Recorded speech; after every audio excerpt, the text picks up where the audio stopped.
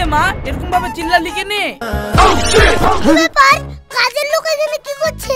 কাজের লোক আবার কি করবে? কাজের লোক কাজ করছে।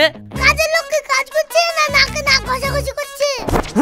আর বলো না, আমার বিটির দাদু বিয়ে ঠিক করেছি, তার জন্য ছেলে পক্ষ দেখতে এসেছি। হ্যাঁ, তোমার বিটির বিয়ে হয়ে গেলে আমার কি হবে? আর আমিও তোমাকে ভালোবাসি, আমার এই চোখের সামনে তোমার এই কষ্ট আমি দেখতে পারবো না। সায়নী দাঁড়াও, আজ আমি তোমাকে কিছু কথা বলতে চাই। হাতটা ছাড়ো রাশিদ, আমি জানি তুমি কি বলবে। তুমি জানলেও আমি নিজে মুখে তোমাকে জানাতে চাই, আই লাভ ইউ সায়নী, আমি তোমাকে ভালোবাসি। তুমি কেন বুঝতে চাইছো না রাশিদ? আমার আব্বা এইসব প্রেম ভালোবাসা একদমই পছন্দ করে না, আমি তোমার সঙ্গে প্রেম করতে পারবো না।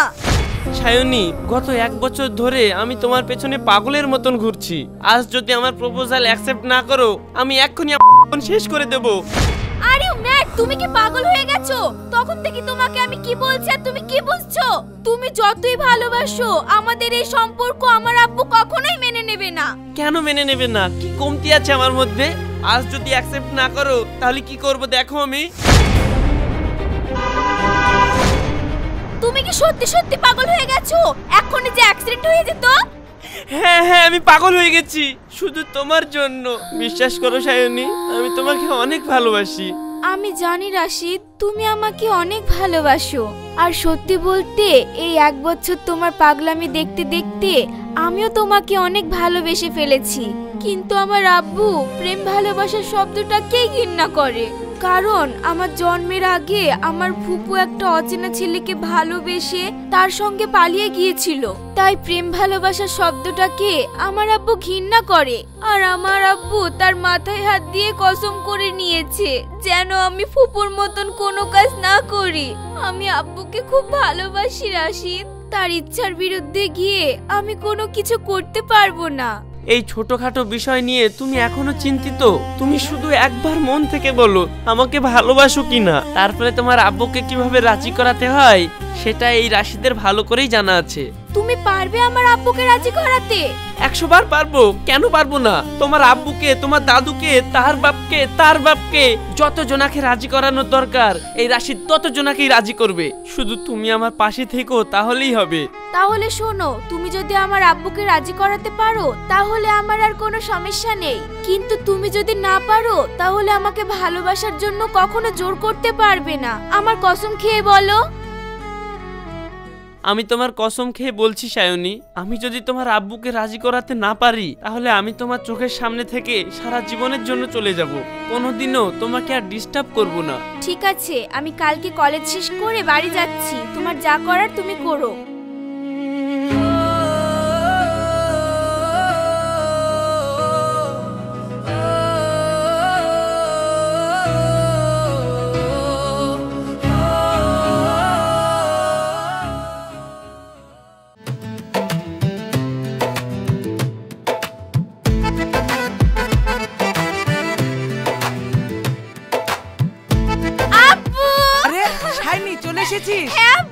রাস্তায় আসতে কোনো অসুবিধা হয়নি তো? না না। সায়নী, ভালো আছিস? হ্যাঁ মা। রাশিদ, তোর ম্যাডামের গাড়ি থেকে সবকিছু নিয়ে আয় তো।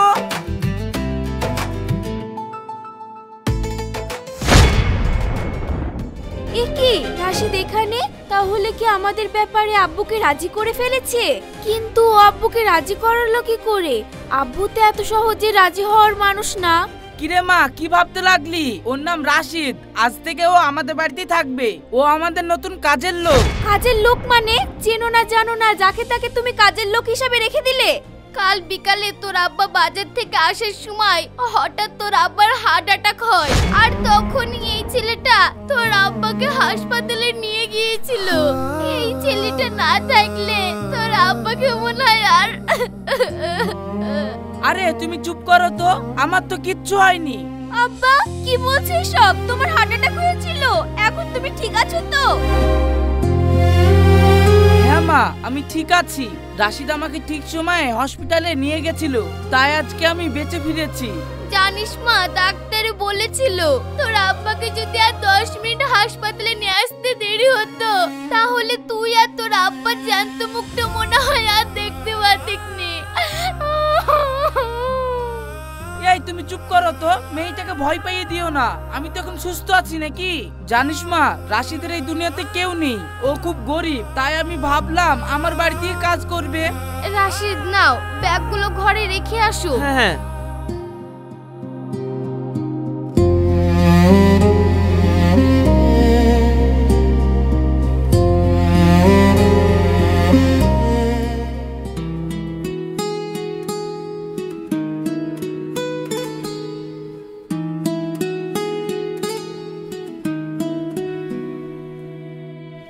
ব্যাপার ম্যাডাম, মন খারাপ করে বসে কেন? আমি তো এইদিকে খেলা শুরু করে দিয়েছি। শ্বশুর বাড়িতে থাকার বন্দোবস্ত করে ফেললাম তো, এইবার শ্বশুরকে রাজি করতে পারলেই ব্যাস, তুমি আর আমি আর তুমি। সবই তো বুঝলাম, কিন্তু তুমি আমাদের বাড়িতে এত বড় লোকের ছেলে হয়েও কাজের লোক হিসাবে কাজ করবে, তোমার খারাপ লাগবে না? আমি তোমাকে ভালোবাসি সায়নী, তোমার জন্য আমি সব কষ্ট সহ্য করতে পারবো। রাশিদ, আব্বা জানতে পারলে খুব খারাপ হয়ে যাবে, তাই বলছি তুমি এখান থেকে চলে যাও। আমি নিজে থেকে যেতে পারবো না, আমাকে যদি এখান থেকে তাড়িয়ে দিতেই হয় তবে তুমি তোমার আব্বাকে গিয়ে বলো, আব্বা রাশিদ আমাকে ভালোবাসে, তাই কাজের লোক সেজে আমাদের বাড়িতে এসেছে, তুমি ওকে তাড়িয়ে দাও। তারপরে তোমার আব্বা কি করবে? আমার না হয় দুটো পা ভেঙে দেবে, তারপরে আমি রাস্তায় রাস্তায় ভিক্ষা করে বেড়াবো। ভালোবাসার জন্য তো আমি এইটুকু করতেই পারি। ঠিক আছে, আমি এখন ভিতরে গেলাম। দাঁড়াও, জানো সায়নী, ভালোবাসা কাকে বলে? কাকে বলে? এই যে তোমার আব্বাকে ডেকে আমাকে মার খাওয়াতে পারলে না, একেই বলে ভালোবাসা। বুঝতে পারলে জান? একদম জান বলবে না, আমি এখনো তোমার জান হইনি। যতক্ষণ না তুমি নিজে থেকে আমার আব্বুকে রাজি করাতে পারছো, ততক্ষণ আমার পেছনে ঘুরে তোমার কোনো লাভ নেই। আরে তোমার আব্বা কি, তোমার দাদু, তার দাদু যদি থাকে তাকেও আমি পটিয়ে ফেলবো। তুমি শুধু দেখে যাও এই রাশিদ কি জিনিস।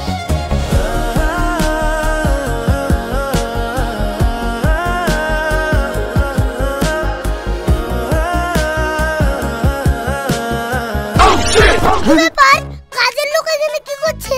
কাজের লোক আবার কি করবে? কাজের লোক কাজ করছে। কাজের লোক কি কাজ করছে না নাকে নাক ঘষাঘষি করছে? না, কাজই করছে। কাজ আসলে তোমার বিটির নাকি কি লেগে গিয়েছিল, ওটাই পরিষ্কার করে দিচ্ছিলাম।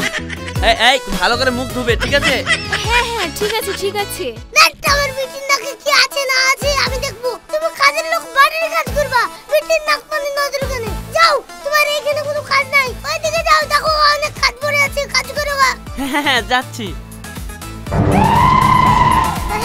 कुछ तो गड़बड़ है, कुछ तो गड़बड़ है। আরে রওশন, কোনো গড়বড় নাই, আসলে আমার নাকেই কি লেগে গেছিল। তুমি ছোট ছেলে অত ভাবছো কেন? চলো তোমাকে আমি ক্যাডবেরি খাওয়াবো, ঠিক আছে?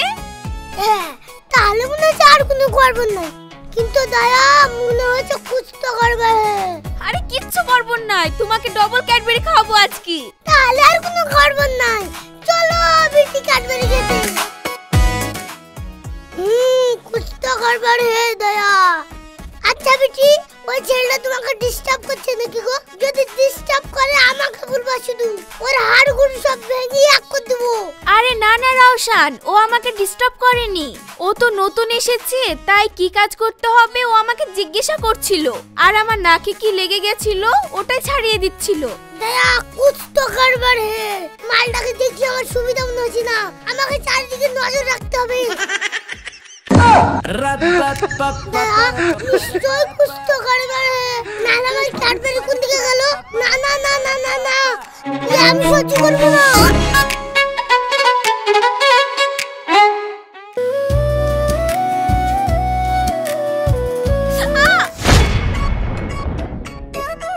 কিরে মা, এরকম ভাবে চিল্লালি কেনে?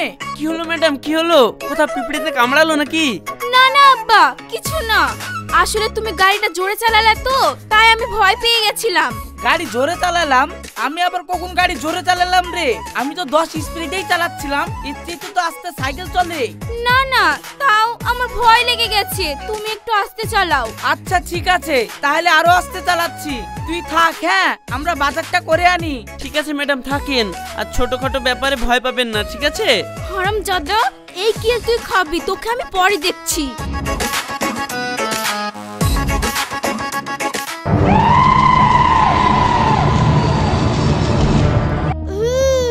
এই ছেলেটাকে যে আমি সন্দেহ করেছিলাম, বললাম সেটা একদম ঠিক। বিটির সাথে এই ছেলেটার কোনো চক্কর আছে।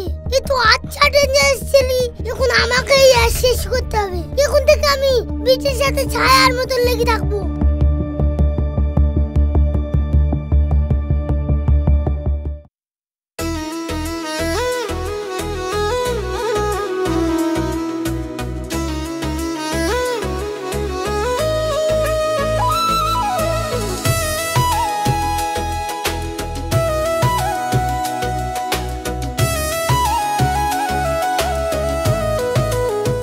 এই কি ব্যাপার?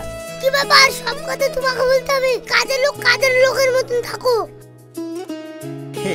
रहा नहीं जाता। আর বলো না, আমার বিটির দাদু বিয়ে ঠিক করেছি, তার জন্য ছেলে পক্ষ দেখতে এসেছি। হ্যাঁ, তোমার বেটির বিয়ে হয়ে গেলে আমার কি হবে?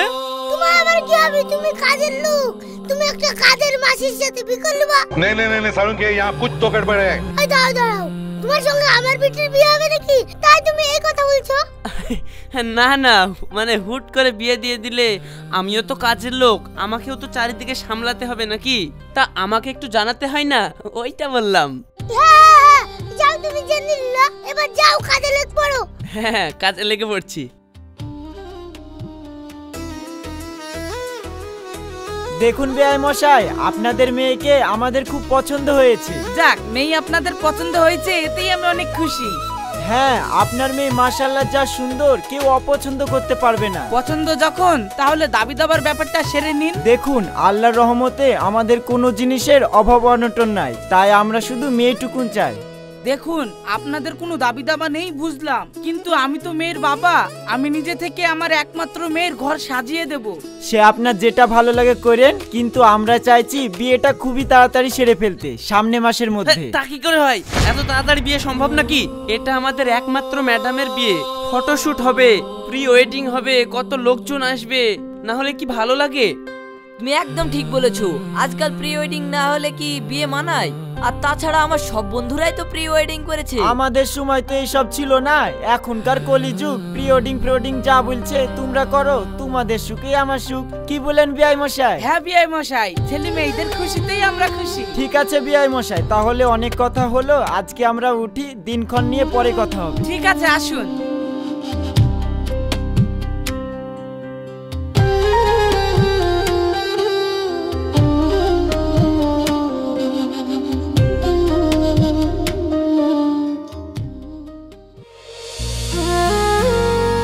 আঙ্কেল, আপনার এই জমি বন্দুক দেওয়ার কি দরকার ছিল? আরে মেয়ের বিয়ে বলে কথা, কত টাকা খরচ হবে জানো? এই জমিটা বন্দুক না দিলে এত টাকা আমি একসাথে পাবো কোথায়? তুমিই বলো, আমার একমাত্র মেয়ে, ওকে কি আমি খালি হাতে শ্বশুর বাড়ি বিদায় দিতে পারি? কিন্তু আঙ্কেল, ওদের তো কোনো দাবি দাবাই ছিল না, তাহলে এসবের কি দরকার? দেখুন, এর আগে আপনার একবার হার্ট অ্যাটাক হয়েছে, আমি চাই না এসব দুশ্চিন্তা করে আপনার আবার হার্ট অ্যাটাকটা হোক। বেটা, এখন তুমি বুঝবা না, আগে বাপ হও, তারপরে বুঝতে পারবা বাপের কি জ্বালা। সে ঠিক আছে, কিন্তু ওরা তো চাইনি, ওরা চাইলে না হয় আপনি দিতেন। আমি চাই না আমার মেয়ে কারুর বাড়িতে গিয়ে ছোট হোক। বিয়ের পর শ্বশুর বাড়ির লোকে যদি ওকে জিজ্ঞেস করে, কিরে তোর বাপ তোকে কি দিয়ে পাঠিয়েছে, তখন যদি আমি কিছু না দিই, তখন আমার মেয়েটা লজ্জায় মাথা নিচু করে থাকবে, আর সেটা আমি বেঁচে থাকতে কখনোই হতে দেব না। আর তাছাড়া আমি যা জিনিসপত্র দেব, সেটা তো আমার মেয়েরই থাকবে, ভবিষ্যতে ওরই কাজে লাগবে। মনটা আমার কেঁদে মরে, তুমি পাশে নাই, বুকের ভেতর দুঃখের। দেখো, এভাবে মন খারাপ করে বসে থাকার কিছু নেই। আমি তোমাকে আগেই বলেছিলাম, আব্বা যদি এই সম্পর্কে রাজি না হয়, তাহলে আমি তোমাকে কখনোই বিয়ে করতে পারবো না। আরে তোমার আব্বা কি, তোমার দাদু, তার দাদু, তার দাদু, তোমার 14 গোষ্ঠী সবাইকে রাজি করে দেব। তুমি চিন্তা করছো কেন? আমাকে একটু ভাবতে দাও, দেখো আমি সব ব্যবস্থা করে ফেলছি। দেখো, আমি জানি তুমি আর কোনো ব্যবস্থা করতে পারবে না, আর আমিও তোমাকে ভালোবাসি। আমার এই চোখের সামনে তোমার এই কষ্ট আমি দেখতে পারবো না, তাই বলছি তুমি চলে যাও।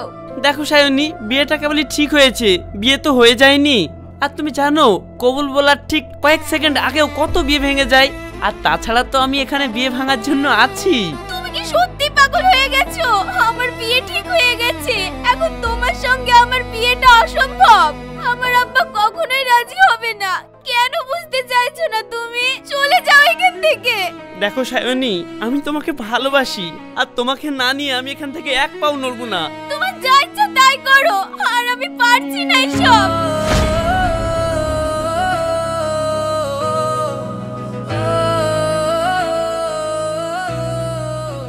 তাই তো, বিয়ের তারিখ ঠিক হয়ে গেল। এখন কি করব আমি তো কিছুই বুঝতে পারছি না। না, এভাবে ভেঙে পড়লে হবে না। এভাবে ভেঙে পড়লে তো আমি আমার সায়নীকে হারিয়ে ফেলবো। কি যে করি, কি যে করি। হ্যাঁ, বুদ্ধি একখান পেয়েছি।